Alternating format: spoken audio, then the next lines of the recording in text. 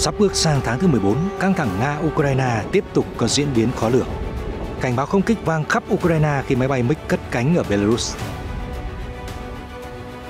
Chiến dịch bao vây của Nga ngày càng đe dọa tuyến tiếp tế của Ukraine. Vì sao nỗ lực của Ukraine chuyển từ phòng thủ sang tấn công ẩn chứa nguy hiểm? Theo luật sư, lệnh bắt giữ của ICC khuyến khích các thế lực muốn lật đổ ông Putin. Tòa án hình sự quốc tế kêu gọi gây quỹ để truy tố tội ác chiến tranh của Nga ở Ukraine. Ở diễn biến khác, ông Tập tuyên bố không quốc gia nào có quyền xác định trật tự thế giới. 10 năm, 40 cuộc gặp, thấy gì từ chuyến thăm Nga của Chủ tịch Trung Quốc? Canada đề xuất thiết lập khuôn khổ hợp tác đa phương với Mỹ, Nhật Bản và Hàn Quốc. Mỹ và Úc hợp tác sản xuất máy bay siêu thanh thế hệ mới. Trung Quốc, Campuchia lần đầu tập trận hải quân chung trên biển. Một số tin tức không kém phần quan trọng, tỷ lệ ủng hộ Tổng thống Pháp sụt giảm kỷ lục trong 4 năm.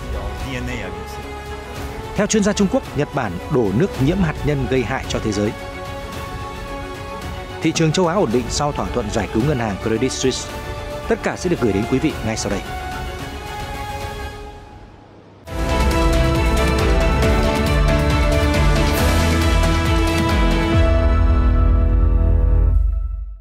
Quý vị đang theo dõi chương trình tin quốc tế. Thưa quý vị, sáng 20 tháng 3, giới chức Ukraine đã phát cảnh báo không kích khắp Ukraine khi một tiêm kích MiG-31K của Nga có khả năng mang tên lửa Kinzhan cất cánh ở Belarus. Thông tin được trang Ukrainska Pravda dẫn báo cáo của cơ quan truyền thông độc lập Belaruski Hujun cho biết. Hãng tin Pravda dẫn nguồn tin từ Belaruski Hujun cho biết, cảnh báo không kích vang lên ở một số khu vực trung tâm và thủ đô Kiev vào lúc 9 giờ 9 phút ngày 20 tháng 3.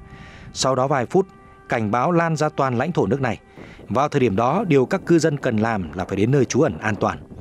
Trong khi đó, Belaruski Hujun cũng cho biết một chiếc máy bay chiến đấu MiG-31K của lực lượng hàng không vũ trụ Nga đã cất cánh từ sân bay Machulistri ở Belarus vào lúc 8 giờ 58 phút và một máy bay chiến đấu hộ tống đã cất cánh từ sân bay Varanavichi. Cũng theo nguồn tin này, chiếc MiG-31K có thể mang theo tên lửa Kinzhan. Theo Washington Post, giới chuyên gia cho rằng sự xuất hiện của tên lửa Kinzhan trong đòn không kích của Nga và Ukraine hồi tháng này chính là lời cảnh báo mới nhất với phương Tây. Kho vũ khí dẫn đường của Moscow đang có những loại siêu tên lửa mà Mỹ và đồng minh chưa có phương án đối phó, tờ báo Mỹ nhận định. Được biết, với quỹ đạo bay phức tạp và tốc độ cực cao, vũ khí siêu âm có khả năng sát thương cao hơn và các lá chắn phòng thủ hiện nay gần như không thể đánh chặn.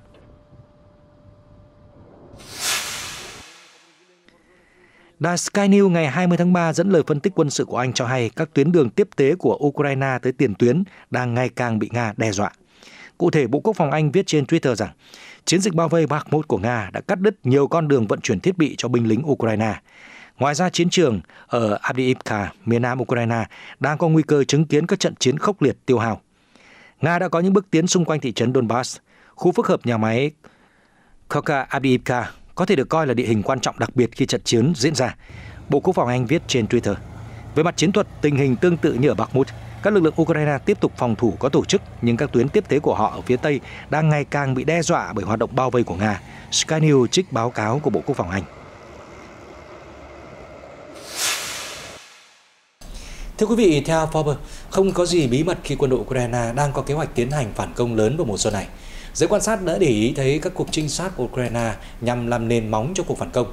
Nhưng theo Forbes, các nỗ lực của Kiev chuyển từ phòng thủ sang tấn công đều ẩn chứa sự nguy hiểm và các cuộc trinh sát cực kỳ tốn nhiều nguồn lực. Kể từ mùa thu năm ngoái, các lực lượng của Kiev chủ yếu chiến đấu phòng thủ từ các vị trí họ đã dành nhiều tháng để chuẩn bị. Để phản công, các binh sĩ phải rời khỏi những vị trí này và phơi mình trước hỏa lực của Nga, đặc biệt là những nơi có địa hình bằng phẳng, thoáng đãng.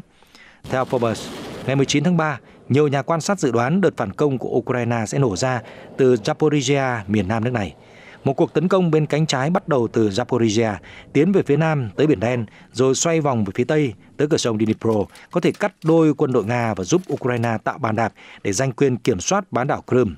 Cây bút Chevit nhận định trên Forbes rằng nếu đúng với kịch bản này, Ukraine sẽ cần tiến hành các hoạt động trinh sát nhiều tuần trước cuộc tấn công. Đó là hoạt động do Lữ đoàn số 128 của Ukraine, đồn trú ở phía nam Zaporizhia thực hiện. Lữ đoàn đang gia tăng các hoạt động trinh sát quy mô lớn với việc thăm dò tuyến phòng thủ của Nga dọc theo khu vực Zaporizhia. Đó là điều kiện tiên quyết cho cuộc phản công cuối cùng. Nhưng theo Forbes, những hoạt động này dường như đã khiến rất nhiều binh sĩ Ukraine bị thương hoặc thiệt mạng. Lực lượng trinh sát theo hướng Robotin, cách tiền tuyến phía Nam khoảng hơn 8 km về phía Nam, đã phải đối đầu với hỏa lực tàn khốc của quân Nga vào tuần trước, bị mất ít nhất 4 xe bọc thép bánh xích IPR-765. Theo giới quan sát, có một số lý do khiến lực lượng của Ukraine chịu tổn thất nặng nề. Thứ nhất, Ukraine thường tấn công vào ban ngày, dọc theo những cánh đồng không cây cối phía bắc Robotin. Địa hình này giúp các máy bay không người lái Nga dễ quan sát chuyển động của Ukraine. Thứ hai, Ukraine không có lực lượng pháo binh lớn để trấn áp lực lượng Nga, do đó những chiếc IPR-765 với lớp giáp mỏng có thể dễ dàng trở thành con mồi cho tên lửa và đạn pháo của Nga. Theo các chuyên gia, ở phía Nam, cả Nga và Ukraine đều không có lợi thế về nhân lực. Nhưng vì tấn công sẽ tốn kém nhân lực hơn phòng thủ, nên việc duy trì thế phòng thủ được cho là tốt hơn. Để tránh những tổn thất tương tự như tại Robotin, quân đội Ukraine cần củng cố các lữ đoàn ở phía Nam và triển khai thêm pháo binh, Forbes cho hay. Thông tin về lệnh bắt giữ ông Putin đã gây xôn xao nhiều nước những ngày qua. Đáng chú ý đài Sky News ngày 20 tháng 3 dẫn lời một luật sư người Anh cho biết lệnh bắt giữ của tòa án đối với Tổng thống Nga sẽ khuyến khích các lực lượng trong nước muốn lật đổ ông. Luật sư người Anh Geoffrey Nash, người từng dẫn đầu vụ truy tố cựu Tổng thống Sharpie tại Tòa án Hình sự Quốc tế ICC, nói với Sky News rằng người dân Nga có thể không muốn được lãnh đạo bởi một người đàn ông bị xem là tội phạm chiến tranh. Theo vị này, lời cáo buộc sẽ theo ông Putin đến suốt đời, trừ khi ông ấy bị xét xử và tuyên bố trắng án, hoặc Tòa án Hình sự Quốc tế rút lại lệnh bắt giữ. Điều đó cũng có thể nghĩa là bất kỳ thế lực nào ở Moscow muốn chứng kiến ông ấy bị lật đổ sẽ cảm thấy có thêm động lực, luật sư người Anh nói thêm. Tòa án Hình sự Quốc tế ngày 17 tháng 3 phát lệnh bắt Tổng thống Nga Vladimir Putin với cáo buộc di chuyển bất hợp pháp trẻ em Ukraine. ICC cho rằng hoạt động này diễn ra sau khi xung đột Nga-Ukraine bùng nổ. Lệnh bắt giữ cũng đã được ban hành đối với Ủy viên quyền trẻ em của Nga, Maria Alexeyevna Lvova-Belova.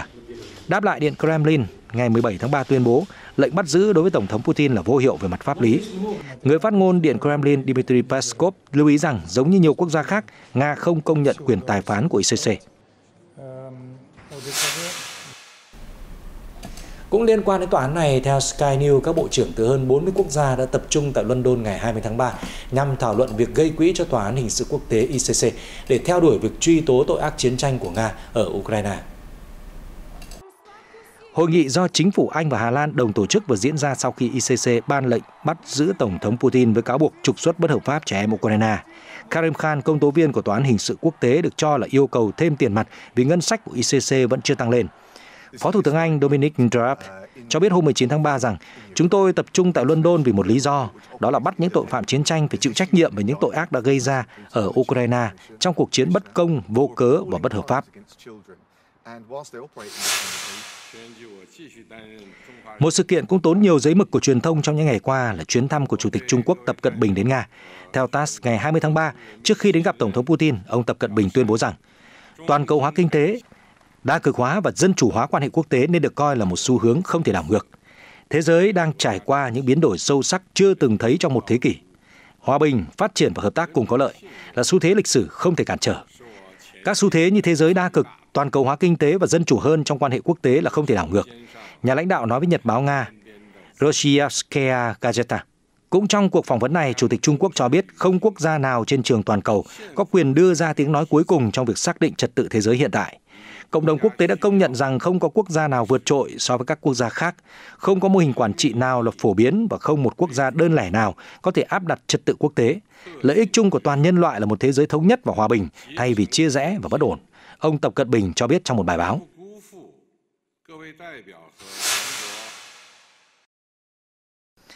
Ngày 20 tháng 3, Chủ tịch Tập Cận Bình bắt đầu chuyến thăm cấp nhà nước 3 ngày tới Nga, theo lời mời của người đồng cấp Vladimir Putin. Hai nhà lãnh đạo dự kiến thảo luận những vấn đề gì, thông điệp mà ông Tập Cận Bình muốn truyền tải tới Moscow và thế giới là gì. Theo Sputnik, chuyến thăm Nga của ông Tập Cận Bình sẽ là chuyến đi thứ 9 trong nhiệm kỳ của ông, và lần thứ 40 ông gặp Putin. Chuyến đi diễn ra từ ngày 20 đến 22 tháng 3, gần như trùng khớp với chuyến thăm vào tháng 3 năm 2013 của nhà lãnh đạo Moscow một thập kỷ trước. Ông Tập Cận Bình đã chọn Nga là quốc gia đầu tiên ông đặt chân đến chỉ một tuần sau khi được bầu làm Chủ tịch Trung Quốc. Theo Sputnik, toàn bộ hành trình chuyến đi của ông Tập Cận Bình chưa được công bố. Tuy nhiên, Yuri Usakov, một trợ lý của Tổng thống Nga, đã đưa ra một số gợi ý.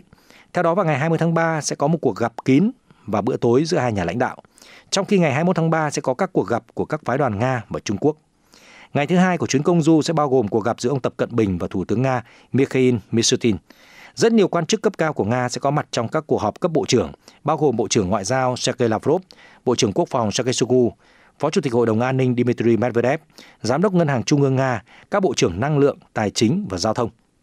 Theo Điện Kremlin, các cuộc gặp sẽ diễn ra sau khi hai nước ký kết gần chục văn kiện song phương quan trọng, với việc ông Putin và ông Tập Cận Bình ký một tuyên bố chung về kế hoạch phát triển hợp tác kinh tế Nga-Trung đến năm 2030 và một tuyên bố chung làm sâu sắc hơn mối quan hệ toàn diện và tương tác chiến lược giữa hai nước. Trong khi đó, người phát ngôn Bộ Ngoại giao Trung Quốc Uông Văn Bân cũng đưa ra những gợi ý về kỳ vọng của phía Trung Quốc đối với chuyến thăm. Ông nói rằng Chủ tịch Tập sẽ có một cuộc trao đổi sâu sắc về quan điểm với người đồng cấp Nga, về quan hệ song phương và các vấn đề quốc tế và khu vực lớn. Hai nhà lãnh đạo sẽ thảo luận về kế hoạch nhằm phát triển quan hệ song phương, làm sâu sắc hơn sự hợp tác cùng có lợi giữa Trung Quốc và Nga trên toàn diện. Trong các vấn đề quốc tế, chắc chắn sẽ có cuộc xung đột ở Ukraine.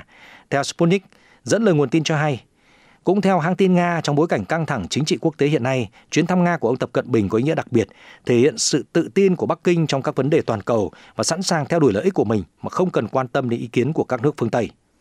Chuyến đi cho thấy Chủ tịch Tập và Trung Quốc đơn giản là không quan tâm đến hàng ngàn biện pháp trừng phạt mà phương Tây đã áp đặt lên Nga, cũng như lệnh bắt giữ của Tòa án hình sự quốc tế đối với Tổng thống Putin. Giữa lúc ấy, đài NHK ngày 20 tháng 3 dẫn lời người phát ngôn của chính phủ Nhật Bản cho biết nước này sẽ theo dõi chặt chẽ các động thái của Nga và Trung Quốc về tình hình ở Ukraine. Bình luận của Chánh Văn phòng Nội các Matsuno Hirokazu được đưa ra về chuyến thăm Nga của Chủ tịch Trung Quốc Tập Cận Bình. Ông Matsuno tuyên bố rằng Nga đang tiếp tục tấn công Ukraine và Tổng thống Vladimir Putin đã nói rõ rằng các khu vực Moscow sáp nhập từ Ukraine sẽ không nằm trong các cuộc đàm phán nhằm chấm dứt xung đột. Theo vị quan chức, hiện không có bất kỳ dấu hiệu nhượng bộ nào từ Moscow. Ông nói rằng thực tế của tình hình nên được xem xét một cách thẳng thắn và người dân Ukraine sẽ quyết định họ sẽ thực hiện các cuộc đàm phán như thế nào. Ông Matsuno cũng cho biết Nhật Bản sẽ tận dụng mọi cơ hội để tiếp tục thúc giục Trung Quốc có hành động có trách nhiệm, đồng thời giám sát các động thái của Nga và Trung Quốc về vấn đề này. Chuyển sang các diễn biến đáng chú ý khác, thưa quý vị, Bộ Ngoại giao Canada cho biết là sẽ thiết lập một khuôn khổ hợp tác 4 bên với Nhật Bản, Hàn Quốc và Hoa Kỳ trong nỗ lực chống lại những thách thức từ phía Nga và Trung Quốc. Hãng tin Kyodo News hôm 20 tháng 3 cho biết Canada đã đề xuất ý tưởng này trong chuyến thăm của Thủ tướng Nhật Bản vào tháng 1 vừa qua. Chính quyền Ottawa tin rằng việc mở rộng cơ chế hợp tác với Hoa Kỳ và các đồng minh chủ chốt tại châu Á sẽ giúp thúc đẩy mối quan hệ giữa các quốc gia dân chủ ở khu vực Thái Bình Dương.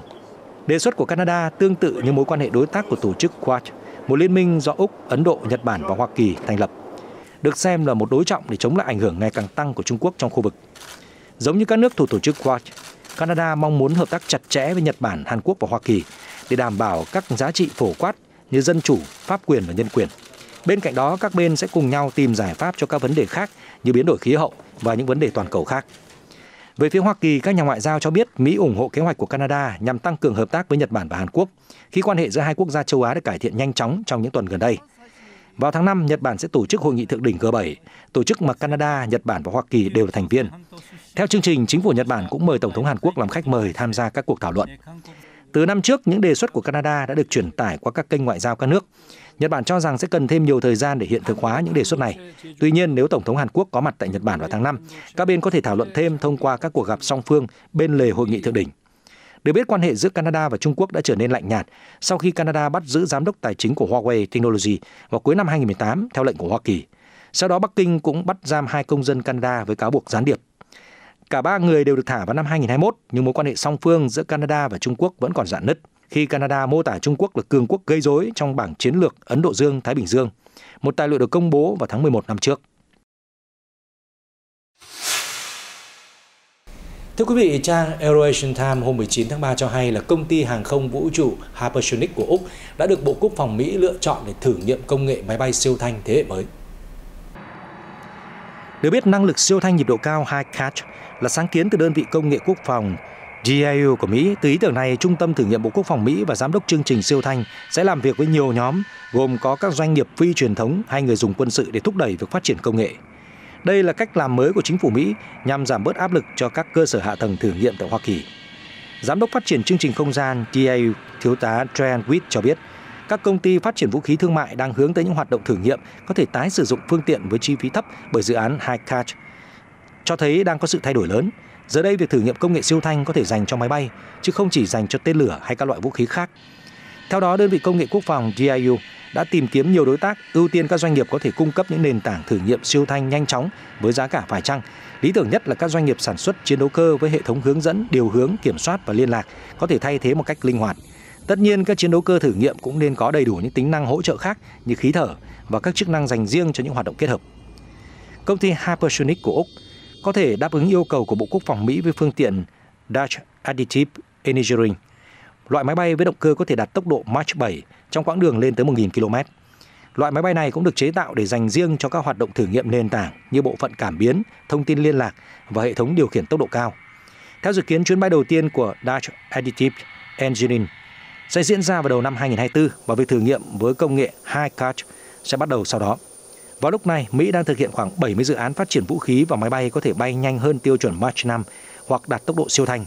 Quá trình phát triển các dự án này lâu nay vẫn bị cản trở do Hoa Kỳ thiếu các cơ sở hạ tầng thử nghiệm, khiến nhiều chương trình chỉ thực hiện được một vài hoạt động thử nghiệm mỗi năm. HyCatch là một phần trong kế hoạch của Mỹ nhằm tăng cường hoạt động thử nghiệm cho các chương trình phát triển vũ khí. Vào đầu tuần trước, DIU và Phoenix Space, một công ty có trụ sở tại California, vừa công bố một thành quả khác thuộc dự án HyCatch, khi hệ thống phóng kéo của công ty Phoenix Space được cho là có thể tái sử dụng, giúp tăng hiệu quả và tiết giảm chi phí khi thực hiện các hoạt động thử nghiệm nhịp độ cao. Reuters đưa tin, Bộ Quốc phòng Trung Quốc ngày 20 tháng 3 thông báo nước này và Campuchia lần đầu tổ chức tập trận hải quân ở vùng biển quốc gia Đông Nam Á. Theo đó, 3 tàu của Trung Quốc và Campuchia đã hợp tác với nhau để hoàn thành các bài tập liên lạc và huấn luyện đội hình vào Chủ nhật 19 tháng 3. Hơn 200 sĩ quan và binh sĩ từ lục quân, hải quân và các đơn vị hỗ trợ hậu cần cho chiến khu phía Nam Trung Quốc đã đến Sihanoukville, Campuchia vào tuần trước để tham gia cuộc tập trận chung Rồng Vàng 2023 với Hải quân Hoàng gia Campuchia. Các cuộc tập trận sẽ diễn ra đến ngày 8 tháng 4. Trung Quốc và Campuchia đã tổ chức một số cuộc tham vấn về cuộc tập trận và kế hoạch điều phối tàu, truyền thông nhà nước đưa tin. Cũng theo Reuters, Ngoại trưởng New Zealand Nanaia Mahota sẽ tới Trung Quốc vào ngày 21 tháng 3 để gặp người đồng cấp Tần Cương. Đây là chuyến thăm đầu tiên như vậy của một bộ trưởng New Zealand kể từ năm 2019. Ngoại trưởng Mahota thông báo bà sẽ nêu lên những lo ngại của New Zealand về những thách thức an ninh tại cuộc gặp ở Bắc Kinh, trong đó có vấn đề Ukraine và nhân quyền.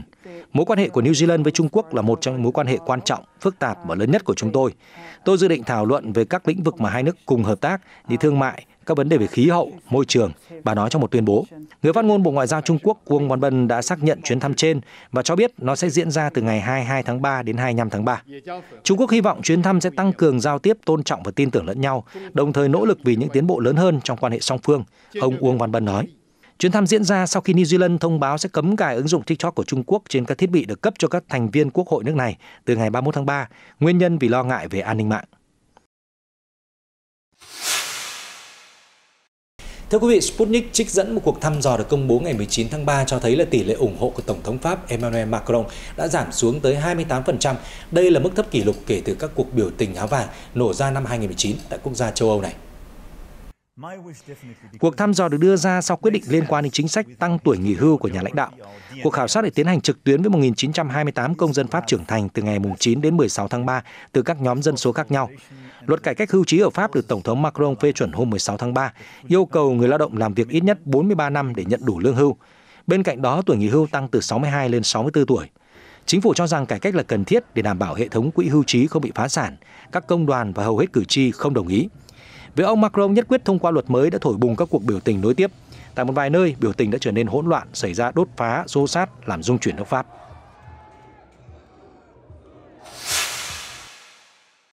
Thưa quý vị, cải cách tư pháp của chính phủ Israel đã dấy lên làn sóng biểu tình kéo dài 11 tuần ở quốc gia Trung Đông.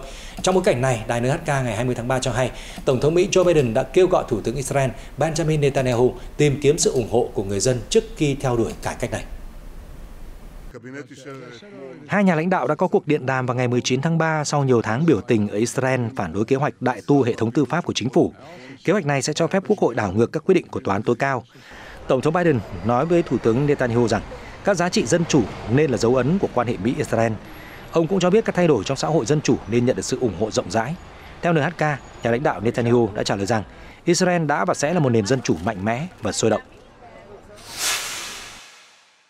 Tiếp tục nói về khu vực Trung Đông, Reuters đưa tin người Palestine ngày 19 tháng 3 đã xuống đường biểu tình ở thành phố Hebron và Gaza nhằm phản đối các cuộc đàm phán giữa giới chức Israel và Palestine ở Ai Cập, vốn có mục tiêu để xoa dịu bạo lực gia tăng ở bờ Tây trước tháng lễ Ramadan của người Hồi giáo. Một tuyên bố từ Bộ Ngoại giao Ai Cập cho biết cuộc họp ngày 19 tháng 3 nhằm mục đích hỗ trợ đối thoại giữa phía Palestine và Israel để ngăn chặn các hành động đơn phương và leo thang. Tuyên bố nói thêm rằng việc giảm thiểu bạo lực có thể tạo điều kiện để tạo ra bầu không khí phù hợp cho việc nối lại tiến trình hòa bình. Cuộc họp cũng được Mỹ và Jordan hậu thuẫn. Theo Reuters, trong năm qua, các lực lượng Israel đã thực hiện hàng ngàn vụ bắt giữ ở bờ Tây và giết chết hơn 200 người Palestine, trong khi hơn 40 người Israel thiệt mạng trong các cuộc tấn công của người Palestine. Bờ Tây do Israel chiếm đóng đã chứng kiến sự gia tăng các cuộc đối đầu trong những tháng gần đây với các cuộc đột kích gần như diễn ra hàng ngày của Israel và bạo lực leo thang của những người định cư Do Thái. Trong những năm trước, tháng Ramadan đôi khi chứng kiến các cuộc đụng độ giữa cảnh sát Israel và người Palestine, đặc biệt là xung quanh khu vực nhà thờ Hồi giáo Al-Aqsa ở Jerusalem. Tháng Ramadan năm nay trùng với lễ vượt qua của Do Thái giáo và lễ phục sinh của Cơ đốc giáo. Theo một nguồn tin an ninh, Ai Cập và Jordan đã thúc đẩy cuộc họp diễn ra cuối tuần qua nhằm đảm bảo các cam kết giảm leo thang giữa Israel và Palestine. Thưa quý vị, dù vấp phải sự phản đối từ các nước láng giềng cũng như là ngư dân trong nước, chính phủ Nhật Bản vẫn sẽ thực hiện kế hoạch xả thải ra biển hơn 1 triệu tấn nước nhiễm phóng xạ đã qua xử lý từ nhà máy điện hạt nhân Fukushima Daiichi. Lượng nước này dự kiến sẽ bắt đầu được xả vào mùa xuân hoặc mùa hè năm 2023. Theo cơ quan điều hành việc xả thải, việc dồn ứ số nước đó đã ngăn việc đóng cửa các lò phản ứng hạt nhân không còn hoạt động. Tuy nhiên, một chuyên gia hạt nhân của Trung Quốc lại có ý kiến khác. Liu Qingping, một chuyên gia hạt nhân của Viện Chiến lược Công nghiệp Hạt nhân Trung Quốc cho biết việc Nhật Bản xả nước nhiễm hạt nhân bất chấp sự phản đối mạnh mẽ sẽ gây ra hậu quả nặng nề cho thế giới thông qua các dòng hải lưu, chuỗi thức ăn và thương mại hải sản. Theo đài CCTV của Trung Quốc, Nhật Bản đã bắt đầu vận hành một số thiết bị cần thiết để xả nước thải phóng xạ ra biển, bất chấp sự phản đối và chỉ trích gay gắt trong và ngoài nước. Hãng truyền thông Nhật Bản Asahi Shimbun cho hay, thiết bị liên quan đã được cơ quan quản lý hạt nhân Nhật Bản kiểm tra và bắt đầu hoạt động lần đầu tuần trước. Nước bị nhiễm hạt nhân của Fukushima Daiichi đã tiếp xúc trực tiếp với lõi lò phản ứng, vì vậy chúng chứa các nguyên tố phóng xạ khối lượng lớn. Ngoài tritium, có tổng cộng hơn 60 loại nguyên tố phóng xạ. Tuy nhiên, Nhật Bản chưa đưa ra con số chính xác. Vì vậy, nếu nước bị ô nhiễm được đổ vào Thái Bình Dương, các nguyên tố phóng xạ như vậy sẽ tích tụ bên trong các động vật biển sống ở các đại dương gần Nhật Bản và chúng sẽ gây thiệt hại cho thế giới thông qua các dòng hải lưu, chuỗi thức ăn và sản phẩm thương mại, chuyên gia Trung Quốc nói.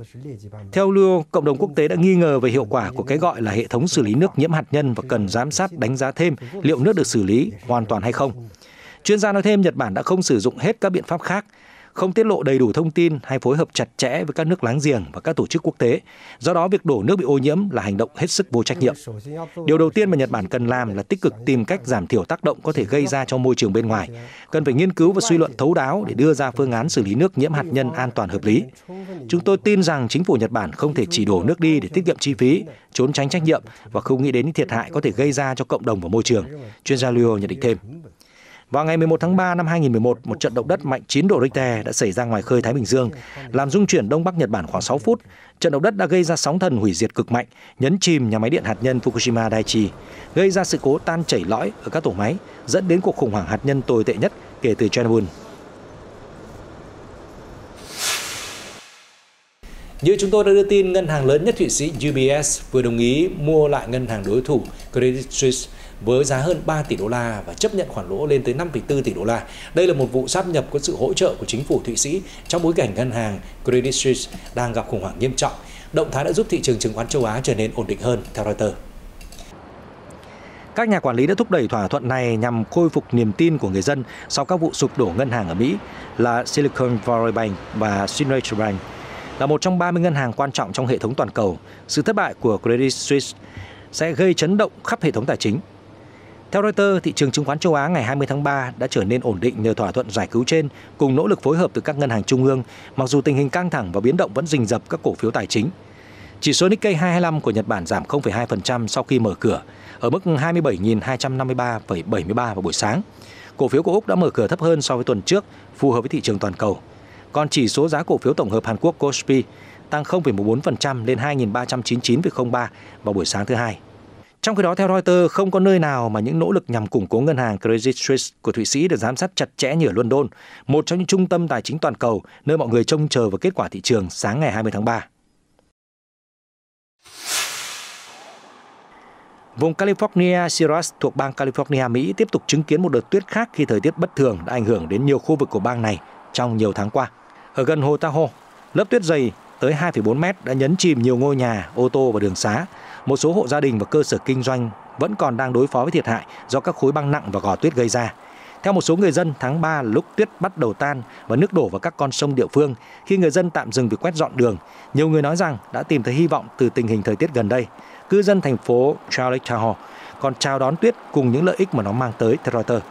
Một người dân tên là Timothy Link cho biết tuyết là thực sự cần thiết và nói rằng ông hy vọng tuyết sẽ lấp đầy các con sông và cống dẫn nước trong khu vực.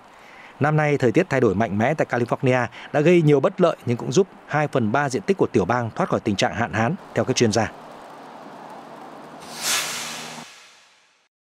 Ở tỉnh Giang Tây, phía đông Trung Quốc, hơn 200 hectare rau trồng ở vùng núi của huyện Cẩm Tây nay đã bước vào mùa cấy đầu tiên trong năm nay khi nhiệt độ ấm hơn. Chúng tôi hiện đang trồng dưa chuột bạch ngọc trong những nhà kính nhiều nhịp này. Dù có diện tích 0,67 hectare nhưng chúng chỉ là một phần nhỏ trong cơ sở của chúng tôi. Chang Xianji, một người quản lý cơ sở rau củ tại ngôi làng địa phương cho biết, trồng rau trên đất dốc, núi cằn cỗi là một nỗ lực sáng tạo của chính quyền địa phương trong việc phát triển nền nông nghiệp hiện đại. Sau hơn 2 năm nỗ lực, vùng này đã nổi lên như một cơ sở trồng rau tiêu chuẩn cao với diện tích hơn 200 hectare. Với các cơ sở nông nghiệp và hệ thống trồng trọt công nghệ cao, các loại rau có chất lượng và sản lượng cao hơn đã được trồng trong nhà kính trên núi và đến tay người tiêu dùng trên khắp đất nước và hơn thế nữa. Nie Jinquang, một nông dân trồng rau ở làng Xuatang, huyện Jinsi cho biết, bằng cách trồng rau trên núi với hệ thống tưới tiêu, tích hợp nước và phân bón, năm ngoái chúng tôi đã thu hoạch được cà chua ngon hơn, năng suất cao hơn so với cà chua trồng thông thường. Nông dân địa phương cho biết so với cách gieo hạt truyền thống, cơ sở thông minh áp dụng dây chuyền lắp ráp để gieo hạt và tăng tốc độ nảy mầm trong môi trường kín có thể làm cho hạt nảy mầm đồng bộ. Liêu Chan, một nông dân trồng ngũ cốc cho biết, với mỗi dây chuyền sản xuất, 3 công nhân có thể hoàn thành quá trình phát triển cây con trên 10.000 khay mỗi ngày và tỷ lệ nảy mầm có thể lên tới 95%.